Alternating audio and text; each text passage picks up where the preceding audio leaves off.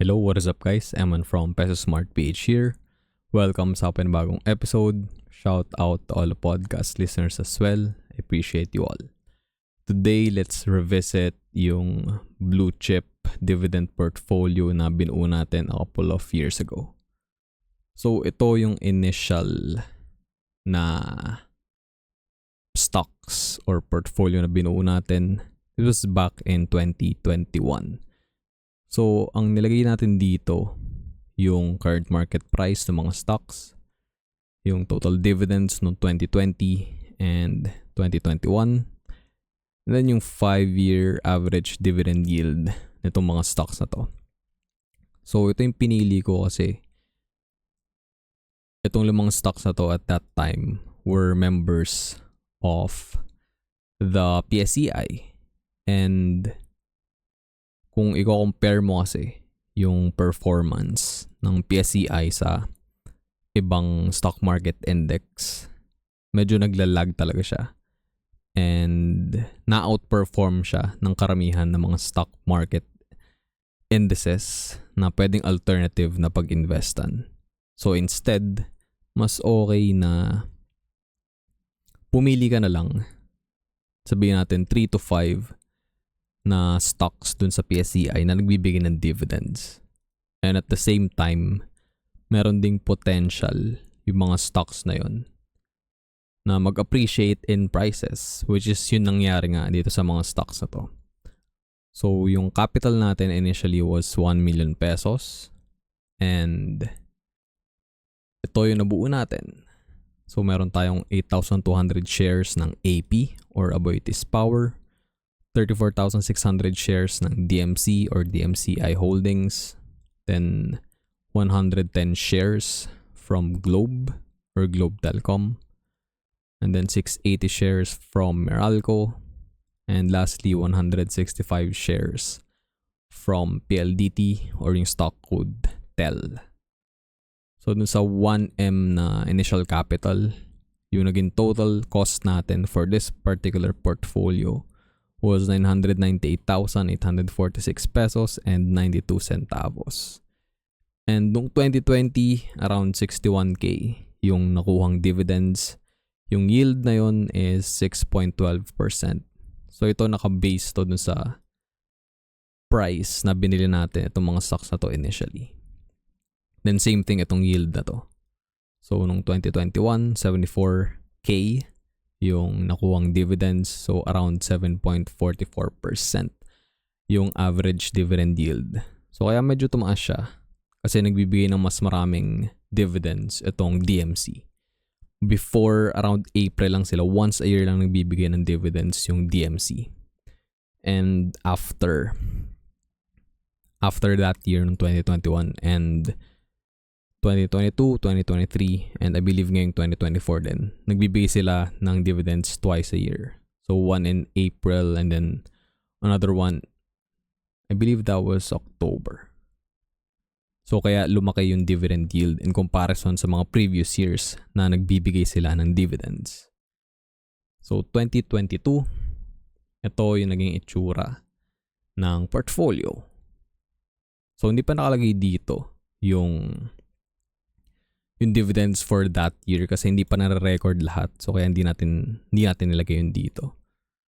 Pero kita nyo na yung gains is malaki na agad.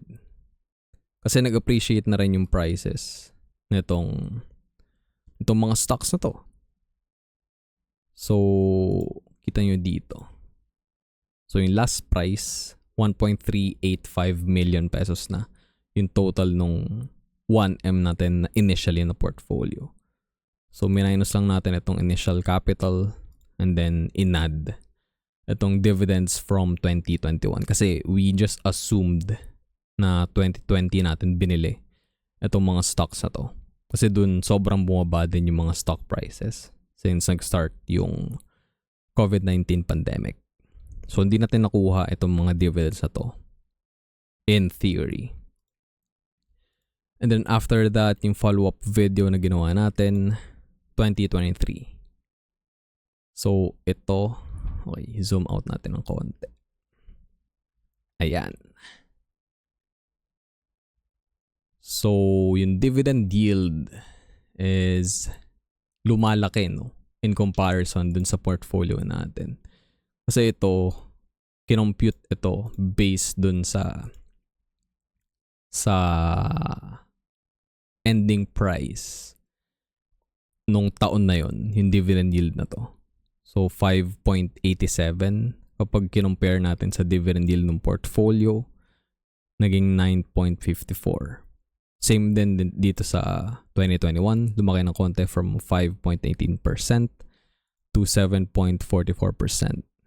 And in 2023 naman, from 6.82% to 11.32%. And ang laki din nung percentage change ng portfolio. And yung biggest winner dito is yung DMC.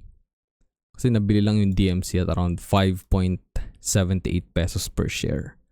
And nung 2023, when we did the video, around 11.84 pesos na per share yung DMC. So, that's really good. So, 104.95% na yung change or yung paper gains nyo. Unless, syempre, pag binenta nyo. But, yung goal naman for this theoretical portfolio is to just buy and hold these stocks.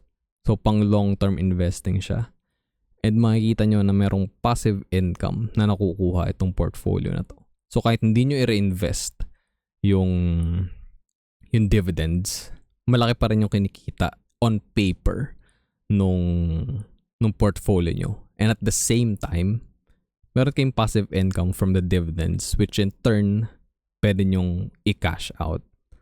So, noong 2021, around 74,000 pesos yung nakuha nyo if you have this theoretical portfolio and kung nabili nyo yung mga stocks na to back in 2020 and nung 2022, naging 95,276 and last year, around 113,000 pesos na yung kinita ng portfolio na to. So, that's really good. Ang laki nung in-increase. So, from around 7.44%, nag-increase siya to 9.54%. And last year, 11.32%. So, kaya nag-increase itong dividend yield na to kasi we are computing it against the original buying price. Hindi yung current market price. Kasi kita nyo dito, kung ito yung current market price, yung AP 4.82% lang yung yield. But since mas mura na bili yung AP, naging 7.75%. So same thing sa DMC since more than nag-double na yung price since 2020, 12.16% yung dividend yield niya sa current market price at that time last year. But sa portfolio natin na to, 24.93%. So again, it's more than double. Same thing sa ibang stocks, Globe, Meralco, and PLDT.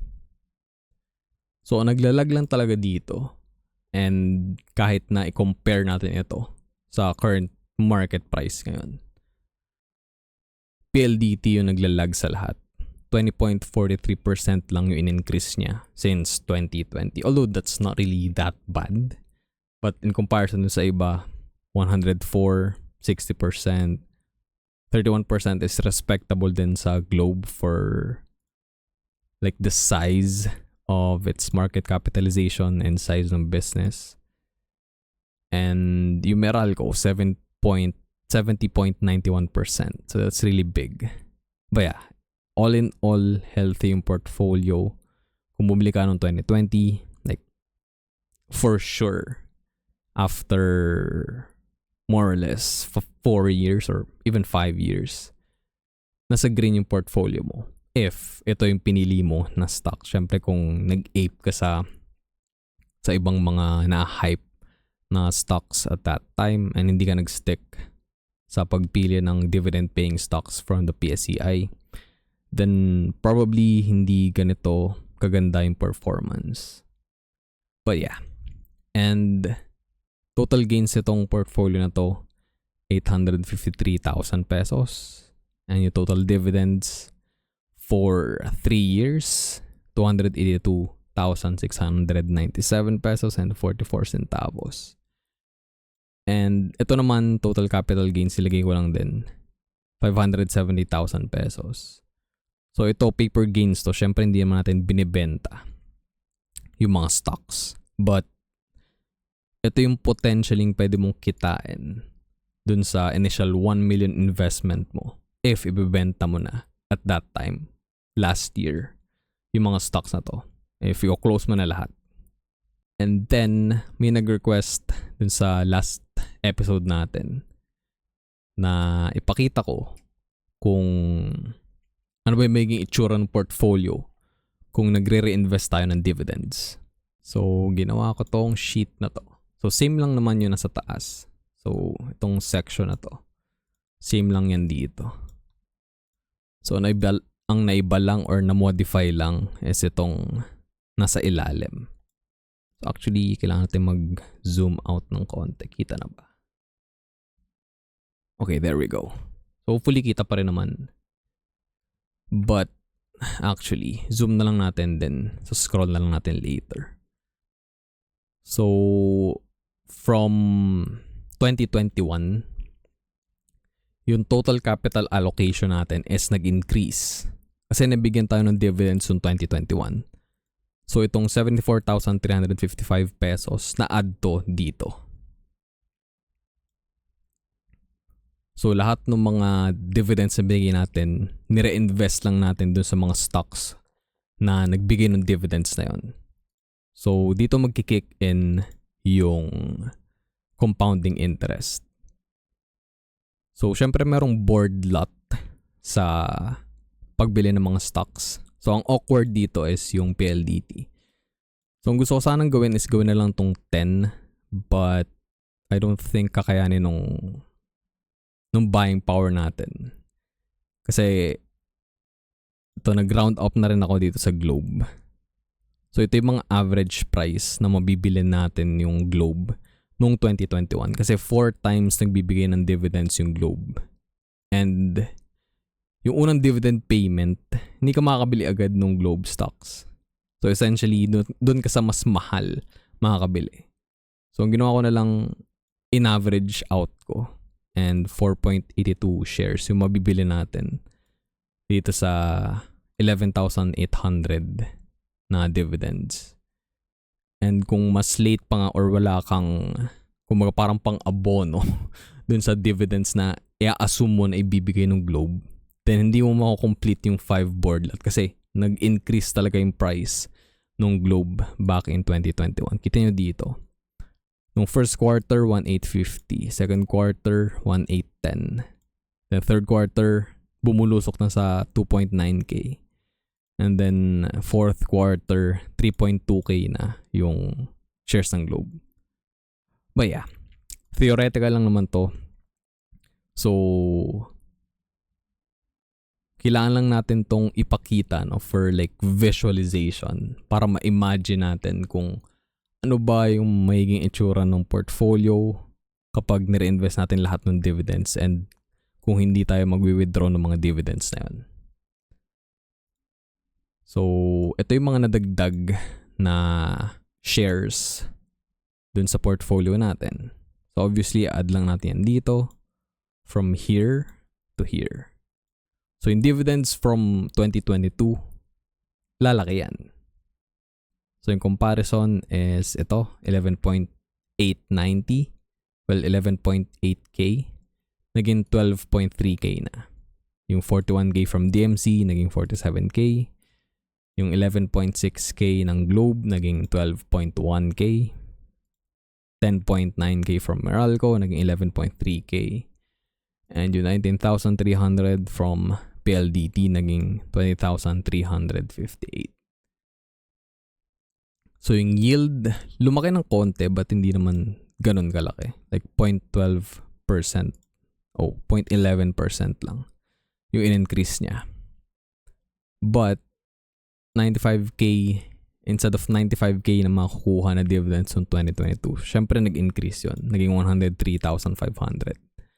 And the following year, lumaki din, of course.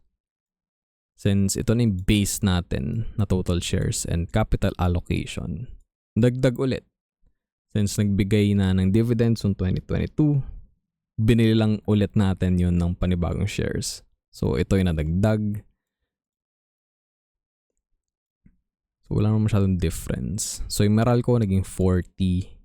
So ito actually naging 10 na kasi 12.07 shares yung kayang bilhin sa PLDT nung 2022. Then 5 pa rin sa Globe kasi medyo mahal talaga yung Globe. Hindi naman siya sobrang bumababa yung presyo. Well, exception siguro was last year. So nag-hover siya around 1,500 pesos. And then same thing sa DMC. So ito yung average lang. And then 300 shares ulit from AP.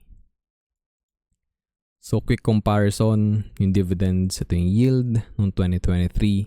Kung di tayo nag-reinvest ng dividends, ito yung panibagong yield. So bumaba siya kasi nagmahal na rin yung presyo ng mga stocks. So kung di tayo bumili, pero mas malaki pa rin yung peso amount, kita nyo naman. But still, since naging 32 pesos na per share yung AP,